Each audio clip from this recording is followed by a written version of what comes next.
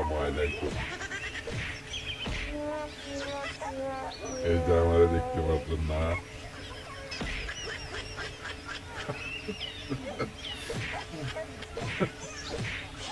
আমি সবাই আমাকে চিনেন তো, ভালো থাকেন। আমার ভিডিওটা ভালো লাগলে লাইক শেয়ার করবেন, সাবস্ক্রাইব করবেন নাকি সাবস্ক্রাইব ফলো দিই, পাশে থাকা বেল আইকনটি বাজিয়ে অন করে রাখবেন। বুঝতে বুঝছেন মনু,